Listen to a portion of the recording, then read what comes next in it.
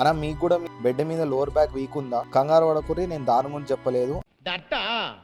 I think వాటో what మీరు ఎక్కువసేపు నించున్నా కూర్చున్నా కూడా మీ లోవర్ బ్యాక్ పెయిన్ అవుతుందా? నేను రీసెంట్గా మనం చేసే మిస్టేక్స్ గురించి చెప్పిన, చెస్ట్, ఆర్మ్స్, షోల్డర్స్, లెగ్స్ గురించి కూడా చెప్పిన, కానీ బ్యాక్ గురించి చెప్పలేదు. ఎందుకంటే మనం బ్యాక్లో అపియరెన్స్ వైజ్ ఎటువంటి మిస్టేక్ చేయం. మనం బ్యాక్ డే అప్పుడు, పుల్ డే అప్పుడు ఫస్ట్ పుల్అప్స్, పుల్ డౌన్స్ వీటితోనే స్టార్ట్ చేస్తాం. ఎందుకంటే మన బ్యాక్లో మేజర్ లుక్ వచ్చేది లాట్స్ వల్లనే.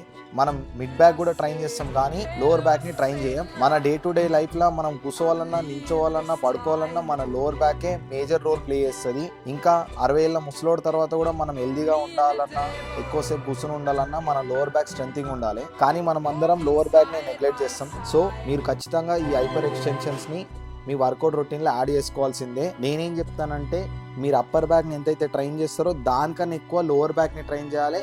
మీ పర్ఫార్మెన్స్ని పెంచుకోవాలి. మాత్రం ఇస్తే చాలు, చెలరేగిపోతారు.